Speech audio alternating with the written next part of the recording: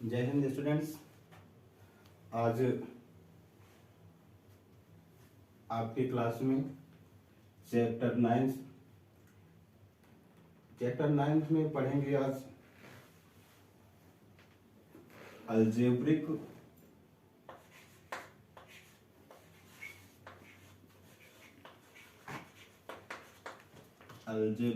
Expression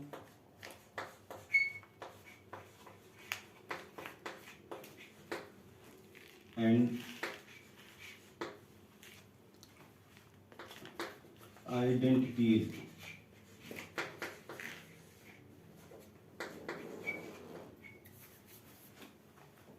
इसे हिंदी में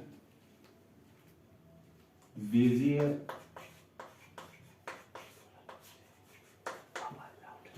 व्यंजक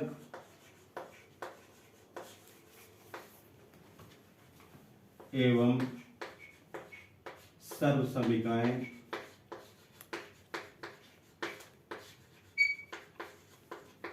कहते हैं। यानी इस पाठ का नाम जो है बीजीय व्यंजक एवं सर्वसमिकाएं हैं। तो इस पाठ के जो एक्सरसाइज हैं या अभ्यास हैं उसमें जाने से पहले जो इसकी मूलभूत जानकारियां हैं, बेसिक जानकारियां हैं, उसको ले लेते हैं। इसके बाद चलते हैं इसके अभ्यास में। तो इसमें देखिएगा कुछ चीजें जो दिया गया है, कुछ वर्ड इसमें दिए गए हैं। बीजीय व्यंजक सर्वसमिकाएं, इसको थोड़ा सा अलग अलग समझ लेते हैं। बीजीय क्या होता है, ये व्यंजक क्या होता है और सर्वसमिकाएं क्या होती हैं। तो सबसे पहले यहां पर नंबर 1 में समझते हैं बीजीय अंक।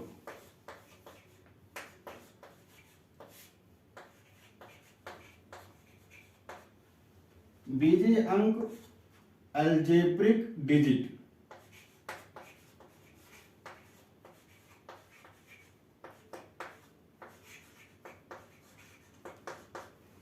अलजेब्रिक डिजिट, जब हम अंक गणित पढ़ते हैं तो अंक गणित में अंक होते हैं। इसमें बीजीय व्यंजक है, मतलब बीज गणित है, अलजेब्रा है। अलजेब्रा में जब पढ़ रहे हैं तो ये इसमें बीजीय अंक अलजेब्रिक डिजिट है, तो इसको हम समझते क्या है। तो ये अलजेब्रिक डिजिट होती है। इसको जब हम ABCD के अक्षर या अंग्रेजी के अक्षरों को जब गणित में प्रयोग किया जाता है, उन अक्षरों को गणित में अलजेब्रिक डिजिट कहते हैं। यानी बीजीय अंक X, Y, Z, A, B, etc।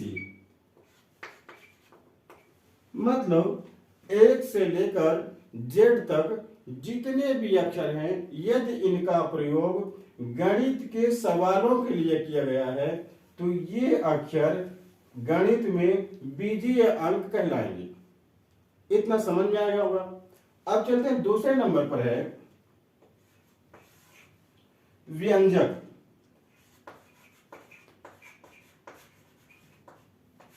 Expression.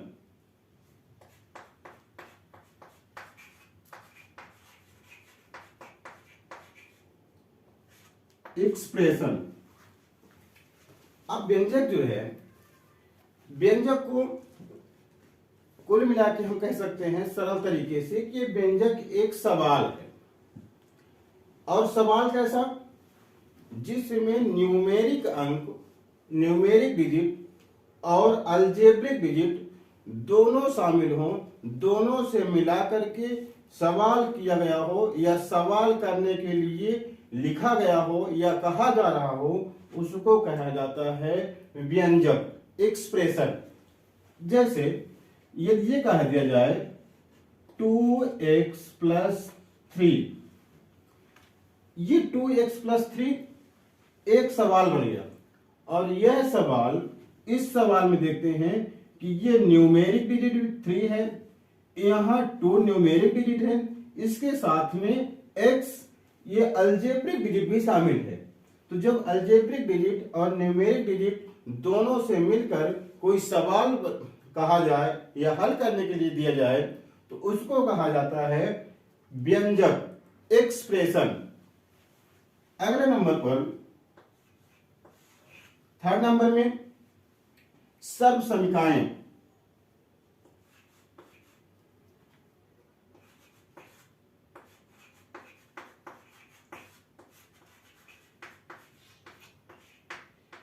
Serve समीकाएं, identities.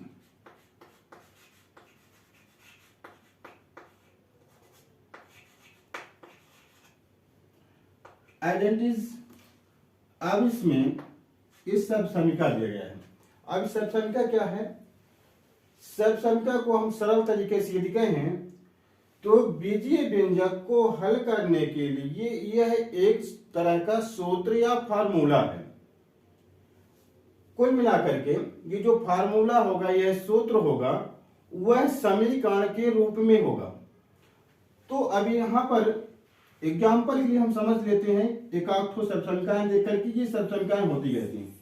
जैसे a plus B whole square equal A square plus B square plus 2ab, ये हो गया एक सब समीका।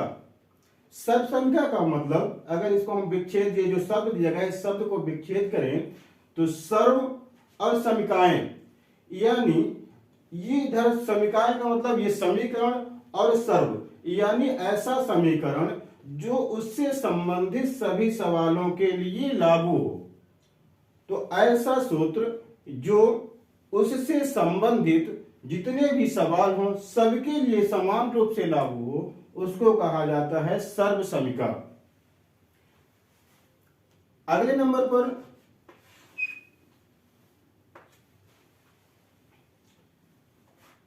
पद।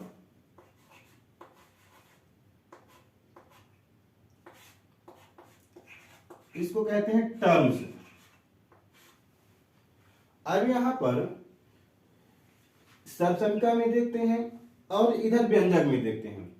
व्यंजक में देखते हैं तो यहां पर 2x प्लस 3, यहां एक पद, ये दूसरा पद, यानी इसकी पद की जो पदों की जो गिनती करते हैं तो एक पद के बाद दो उसमें कोई न कोई संक्रिया की जाती होगी, जैसे जोड़, घटाना, गुणा या भाग।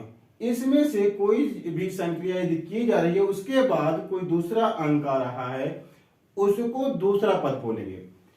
तो इस तरह से इस वाले व्यंजक में दो पद हुए, 2x ये एक पद हो गया, प्लस 3 यानी 3 जो है ये दूसरा पद हो गया। तो इस आधार पर पदों की गिनती की जाती है।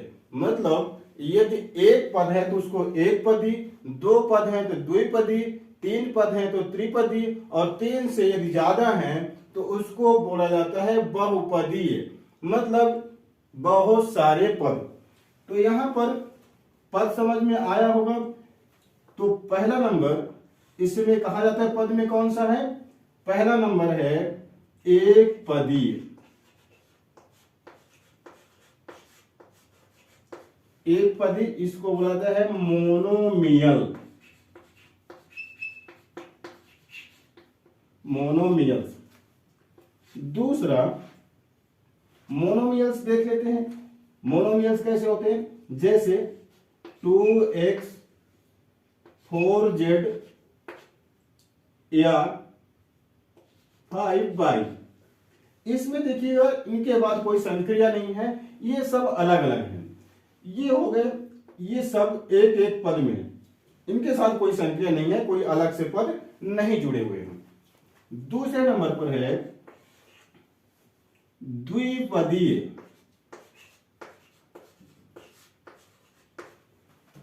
बाइनोमियल।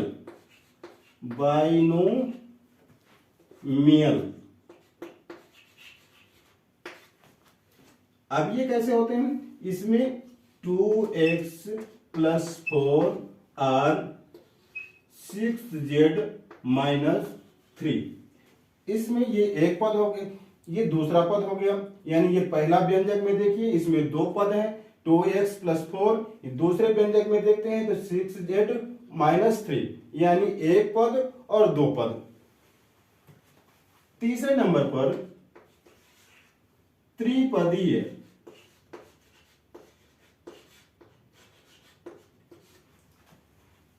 Trinomial,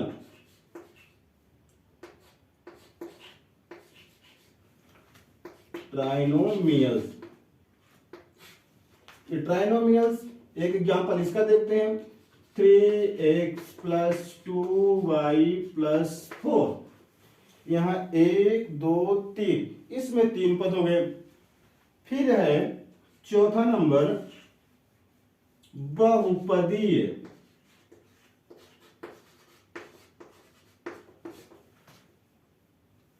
polynomial.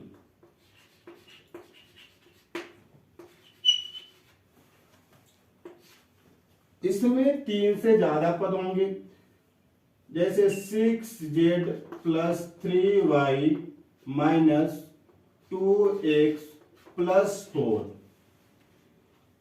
ये 1 2 3 4, इसमें तीन से ज्यादा पद हैं, इसलिए इसे बहुपदीय कहा गया है। अगला नंबर गुणांक।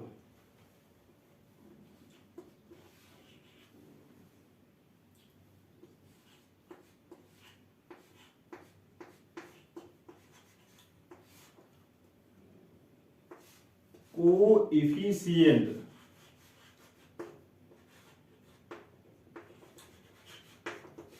गुणांक। अब ये गुणांक क्या होता है? यहां पर व्यंजक में से शुरू करते हैं, व्यंजक, सर्वसर्मिका, पद, जितने भी लिखे गए हैं सब में न्यूमेरिक के साथ साथ अलजेब्रिक भी हैं। न्यूमेरिक डिजिट, अलजेब्रिक डिजिट दोनों एक साथ शामिल हैं। अब यहां पर ये जब गुणांक की बात आती है तो जब अलजेब्रिक डिजिट के साथ किसी न्यूमेरिक डिजिट का गुणा होता है उस न्यूमेरिक डिजिट को गुणांक कहा जाता है। समझ में आ गया होगा? एक बार फिर समझ लेते हैं। जब अलजेब्रिक डिजिट में किसी न्यूमेरिक डिजिट का गुणा होता है तो उस न्यूमेरिक डिजिट को गुणांक कहा जाता है। तो यहां पर जैसे मान लीजिए 6z या 4y इसमें लिखा गया, तो क्या हो जाएगा?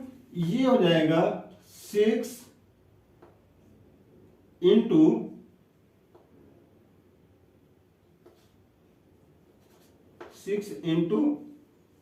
z, यानी z का 6 के साथ गुणा है। तो ये जो 6 है ये 6 हो गया आपका गुणांक।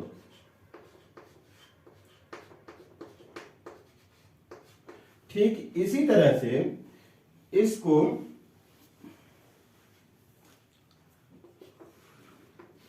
चार गुणे z के रूप में लिख सकते हैं। तो ये जो 4 है ये आपका हो गया गुणांक। 6 नंबर में गुणनखंड, यानी इसको इंग्लिश में फैक्टर। अब बीजी व्यंजक में फैक्टर भी, गुणनखंड भी है। अभी गुणांक पढ़े, अब गुणनखंड के बाद आ गया, गुणांक के बाद आ गया गुणनखंड। तो अब यहां पर इसमें तो थोड़ा सा बहुत मामूली सा फर्क है, लगभग दोनों सेम ही है। यहां पर जैसे एक हम कोई एग्जांपल ले लेते हैं 10x/z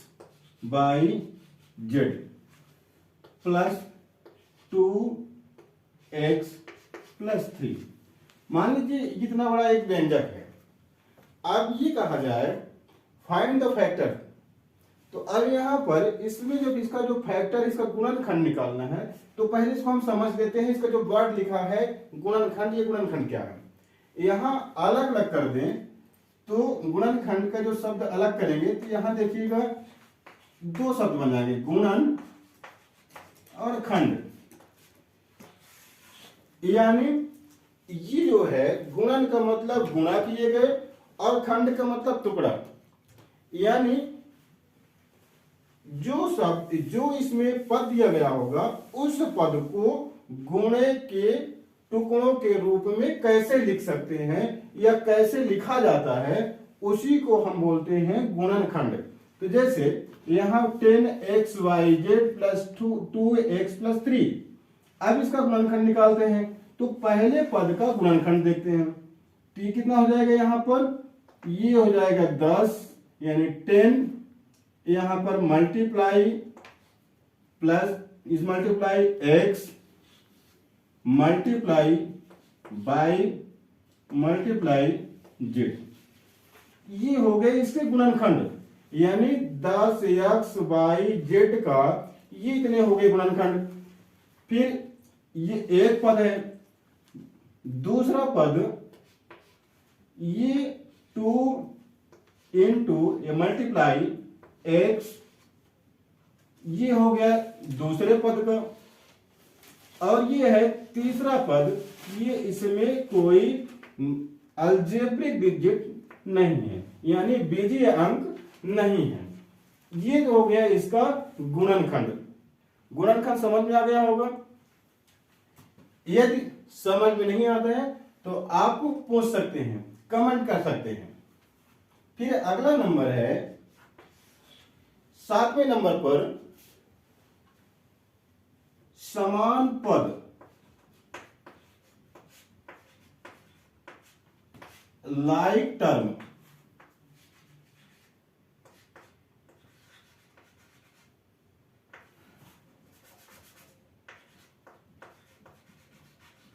लाइक टर्म समान पद क्या होता है? अब यहां पर जैसे यहां दो पद यहां पर है, तीन पद 10xyz प्लस 2x प्लस 3, यहां पर ये तीन पद हैं। अब इन तीनों पदों में से ये देखना होता है कि कौन कौन से पद समान हैं, एक जैसे हैं। जो जो पद एक जैसे होंगे, एक दूसरे से मैच करते होंगे, उन्हें कहा जाता है समान पद, लाइक टर्म्स। जैसे एक व्यंजक ले लेते हैं, एक्सप्रेशन देख लेते हैं। यहां पर मान लीजिए हमारे पास है 9x plus 4z plus 2x minus 4 8z plus 3y plus 2x plus 1। मान लीजिए इतना बड़ा एक एक्सप्रेशन है, एक व्यंजक दिया गया है। अब इसमें से यदि पूछा जाए कि फाइंड आउट लाइक टर्म्स, यानी जो समान पद हैं उसको छांटिए, तो इसमें समान पद छांटने के लिए ये देखा जाएगा, उसमें हमें न्यूमेरिक डिजिट नहीं देखना है, उसमें हमें देखना है अलजेब्रिक डिजिट। जिस टर्म में जिस पद में अलजेब्रिक डिजिट समान होंगे वो कहलाएंगे समान पद।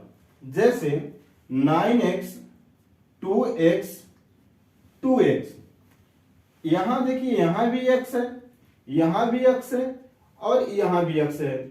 ये जिसमें x है वो सभी क्या कहलाएंगे, लाइक टर्म्स, यानी समान पद। ये समान पद को हम एक तरफ पे यदि करते हैं तो ये पर हो जाएगा कौन कौन से, ये 9x plus 2x plus 2x, ये क्या हो गए, लाइक टर्म्स होंगे, समान पद हो गए। ये हो गया आपका समान पद। फिर यहां पर कौन सा है, ये बचा क्या, 4z minus 8z plus 3y plus 1। यहां पर 4z माइनस 8z ये दोनों हो गए समान पद। अब इसके अलावा इसमें कोई दूसरा 3y के अलावा इसमें कोई y वाला पद नहीं है, इसलिए ये अकेला है, इसके समान कोई दूसरा नहीं है। तो ये आपको समान पद भी समझ में आ गया होगा। ठीक इसके विपरीत एक और है, इसको समझ लेते हैं। ये है, इसको बोला जाता है असमान पद। असमान पद अनलाइक टर्म, इसको बोलते हैं अनलाइक टर्म। ये असमान पद, इसका सीधे उल्टा करके हम इसको समझ लेते हैं। यहां पर जैसे कहा अभी समान, तो यहां पर 9x 2x ये समान पद हो गया, 4z माइनस 8z ये समान पद हो गए। असमान पद कौन सा है? इसमें असमान पद है 3y, यानी इनसे अलग है, ये कहलाएगा आपका यहां पर 9x plus 2x plus 2x plus 4z minus 8z plus 3y plus 1, ये जो है 3y 2x 9x 2x 4z minus 8z, इस पूरे पद से ये असमान है, इस पूरे पद से ये असमान है। मतलब यहां पर जो 4 पद लिखे हैं, तो 4 पद में से ये एक पद में जितने हैं ये सभी एक समान है, इस एक पद में जितने हैं वो सभी एक समान है, ये और ये अलग हैं। तो ये कह सकते हैं कि यहाँ 9x 2x किससे अलग है? 4z और 8z। फिर 4z माइनस 8z किससे अलग है? 3y से। 3y किससे अलग है? 1 से। ये हो गए असमान पद, मतलब एक दूसरे से मैच नहीं करते।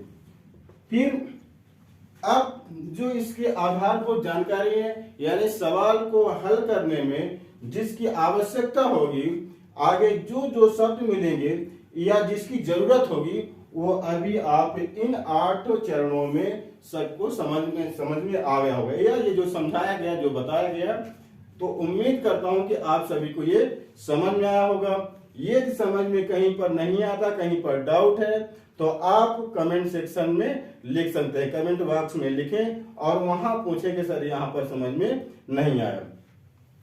तो अब इसके बाद पहला है पहली एक्सरसाइज में एक क्वेश्चन, इसमें पहला कहता है identify the terms their coefficients for each of following expression. मतलब जो दिए गए इसमें व्यंजक हैं, उस व्यंजक में जो पद है उस पद के गुणांक को बताइए, पहचानिए।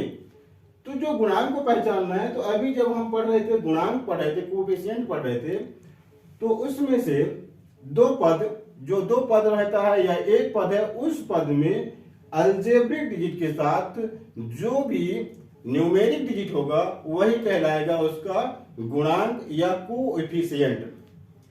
अब इसके सवाल को हल करने के लिए ऐसा लगता है कि आप लोग इसको पूरी जानकारी हासिल करने के बाद एक्सरसाइज 9.1 के जो क्वेश्चन नंबर फर्स्ट है, उसके जितने भी सवाल होंगे आप लोग हल कर लेंगे।